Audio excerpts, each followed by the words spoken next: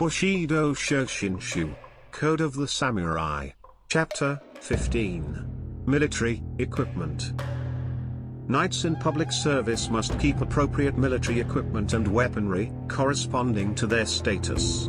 This includes items that are in the military codes of every house and those ordained by their employers, such as the individual emblems, the helmet crests, the spear emblems, the sleeve emblems, and the carrier emblems. Recognition emblems such as these must always be provided for the whole house.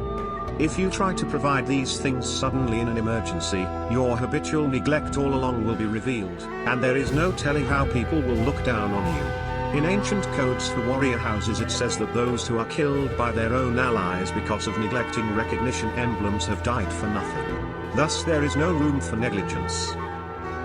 For example, suppose you have your servant's sword blades, made of wood or bamboo because you assume they are not going to have to kill anyone, or suppose there are the thoughtless who go around without loincloths because they assume they will not have to gird their loins, and you let them go on that way. This is inexcusable. How much the more so for a knight in service? No matter how peaceful the times may be, if one is receiving a salary for military service, yet does not consider the possibility of it, and fails to equip himself fully with necessary military equipment and weaponry, then he is 100 times more negligent than those who fit swords with wood or bamboo blades, or the youths and squires who don't wear loincloths. Therefore you should conscientiously avoid negligence in the matter of military equipment.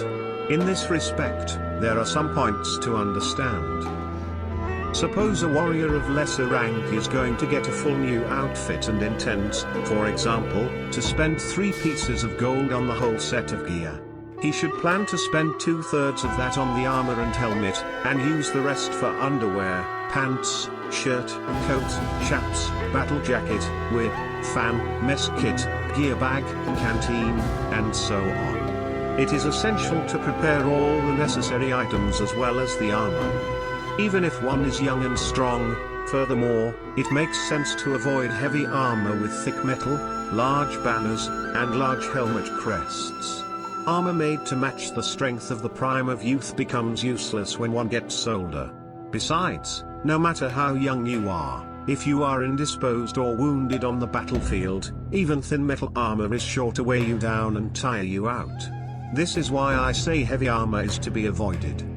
As for large banners and large crests, when you have used them in every battle since youth and they are known to all the world, it is hard to put them aside just because they are burdensome when you get older.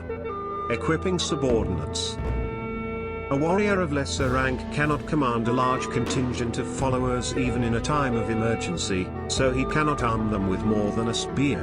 If that spear were to break, there would be a spear missing, so it makes sense to prepare a spare spearhead, fitting it to whatever shaft is handy at the moment, even be it a bamboo stick. Also, supply long swords of sturdy make, even if somewhat damaged, for underlings to wield.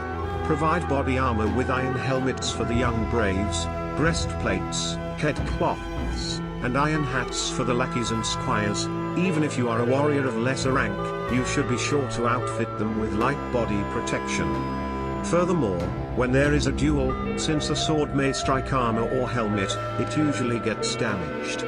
So it is essential to have a spare. Therefore, when you take your subordinates along, it makes sense to have a squire carry your replacement sword, while the squire's sword is carried by a sandal bearer or groom. The end of chapter 15.